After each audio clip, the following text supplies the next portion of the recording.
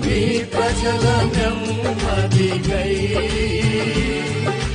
రాజాజ్ఞ మార్చింది నీవేనని అహమును అణచి అధికారులను అదముల చేసిన నీకు